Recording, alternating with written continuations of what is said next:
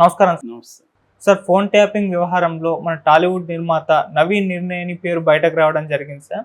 అసలు ఈయన పేరు ఎందుకు బయటకు వచ్చింది? ఈయన ఎవరు ఇన్వాల్వ్ చేశారు? అసలు ఏం జరిగిందంటారు?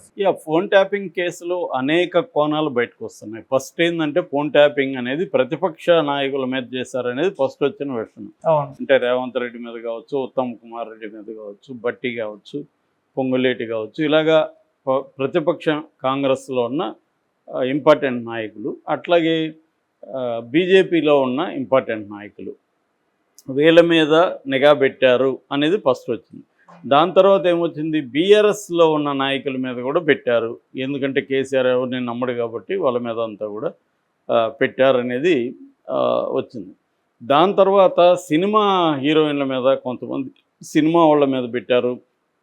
ముఖ్యంగా సమంత విడిపోవడానికి కూడా ఫోన్ ట్యాపింగే కారణము. అటువంటి కొన్ని విషయాలు బయటకు వచ్చాయి. దాని తర్వాత రాధాకిషన్ రావు, అంతకుముందు ఆయన హైదరాబాద్ పోలీస్ ఫోర్స్లో ఉన్నాడు, టాస్క్ ఫోర్స్లో డీసీపీగా.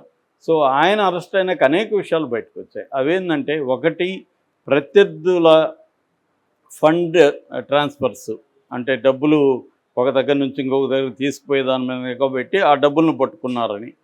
సో అది కోమటిరెడ్డి వాళ్ళది కావచ్చు, రఘునందన్ రావుది కావచ్చు, ఇలాంటి వాళ్ళు కొంతమందిని పట్టుకున్నారు అనేది ఒకటి. రెండోది, బీఆర్ఎస్ పార్టీ డబ్బుల్ని ఈ పోలీస్ వెహికల్స్లోనే ట్రాన్స్ఫర్ చేశారనేది కూడా నెక్స్ట్ థింగ్. ఇదొక అంశం. మూడో అంశం, అన్నిటికంటే ఇంపార్టెంట్ అంశం ఏంటంటే, వీళ్ళు కొంతమంది హవాలాదారుల్ని, తర్వాత జ్యువెలరీ షాపు పెద్ద పెద్ద జ్యువెలరీ షాప్ ఓనర్స్ని, తర్వాత రియల్ ఎస్టేట్ వాళ్ళని, ఇలాంటి వ్యాపారస్తుల్ని వీళ్ళందరినీ బెదిరించి వాళ్ళ దగ్గర డబ్బులు లాగారు. హవాలా అనుకో అక్రమంగా జరుగుతుంది కాబట్టి దాంట్లో వీళ్ళ వాటా లాగారు. ఇదొక అంశం. మూడో అంశము, కొంతమందిని కిడ్నాప్ చేయడం. ఎవరు? ఈ బ్యాచ్ రాధాకిషన్ రావు టాస్క్ ఫోర్స్ కిడ్నాప్ చేయడం. బిజినెస్ పీపుల్ని ఒక బ్యాచ్ని కిడ్నాప్ చేసి ఇంకొకరికి మెయిల్ చేసే విధంగా వాళ్ళ దగ్గర డాక్యుమెంట్స్ కానీ అవన్నీ రాయించుకోవడం.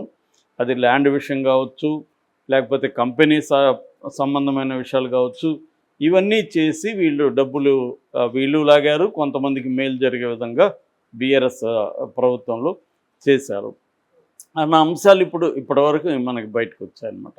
ఇప్పుడు లేటెస్ట్గా మైత్రి మూవీ మేకర్స్ ప్రైవేట్ లిమిటెడ్ వీళ్ళు చాలా సినిమాలు తీశారు. ఇందులో ఏంటంటే, దీంట్లో 2015లో దీన్ని స్టార్ట్ చేశారు.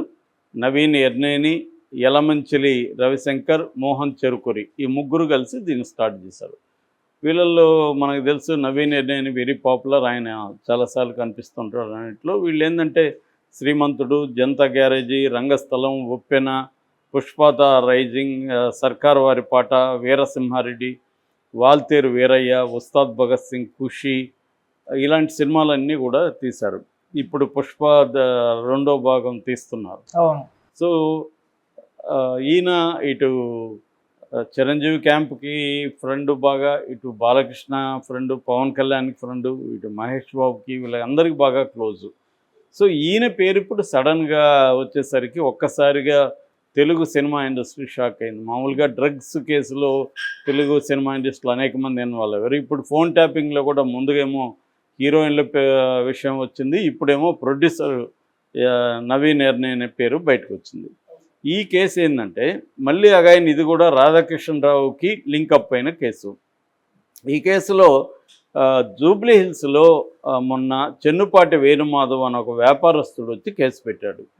ఆయన ఇచ్చిన కంప్లైంట్లో ఏముందంటే, 2015 ప్రాంతంలో 2018లో ఆయన్ను టాస్క్ ఫోర్స్ సిఐ గట్టుమల్లు ఇంకొంతమంది వచ్చి కిడ్నాప్ చేసి తీసుకెళ్లారు. ఒక దగ్గర పెట్టి ఆయన్ని బెదిరించి, సో నువ్వు మేమిప్పుడు నిన్ను రాధాకిషన్ రావు దగ్గరికి తీసుకెళ్తాం, ఆయన చెప్పినట్టు చేయకపోతే నిన్ను నకిలీ కరెన్సీ కేసులు పెట్టి ఇరికిస్తాం నిన్ను, కాబట్టి ఆయన చెప్పినట్టు నువ్వు వినాలి అని చెప్పి ఆయన అక్కడికి తీసుకెళ్లారని చెప్తున్నారు.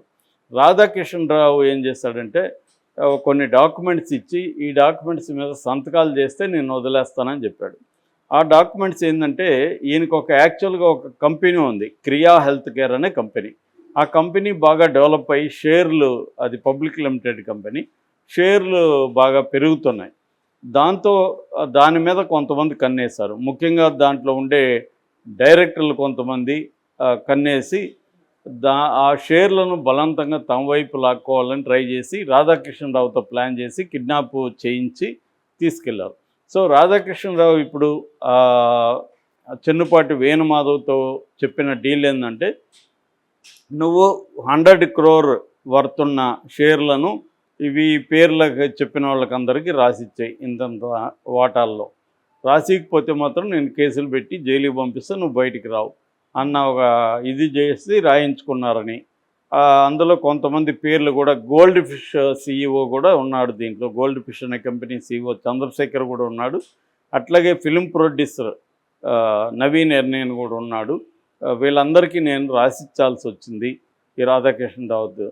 దాని తర్వాత ఈ గట్టుమల్లి కూడా నిన్ను ఇప్పుడు సేఫ్గా తీసుకెళ్ళి వదలాలంటే మాకు 10 లక్షలు ఇవ్వాలంటే 10 లక్షలు తెప్పించి ఇచ్చాడని చెప్తున్నాడు వాళ్ళు, గట్టుమల్లికి కూడా.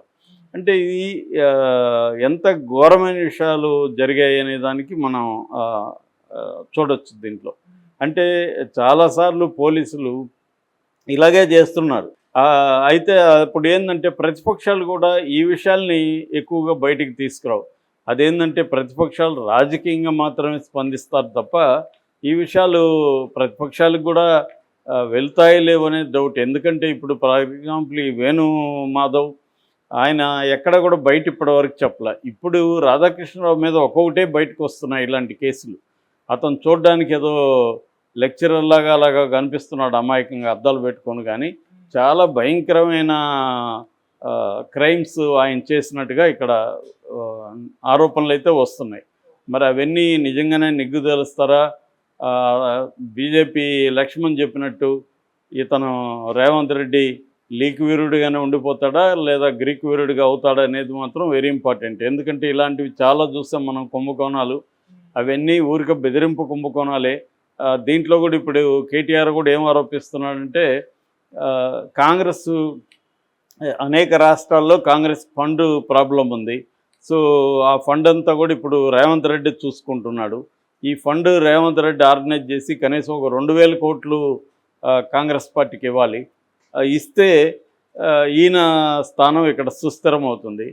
అంత ఇవ్వాలంటే ఈయన ఏం చేయాలి? రియల్ ఎస్టేట్ వాళ్ళ దగ్గర ఇలాంటి డీల్స్ ఎక్కడెక్కడ జరుగున్నాయి ఇవన్నీ కనిపెట్టి దాంట్లో నుంచి మనీ రికవర్ చేసి తీసుకెళ్ళి ఇస్తే, ఫండ్ ఇస్తే కానీ ఆయనకు స్థానం సుస్థిరం కాదు.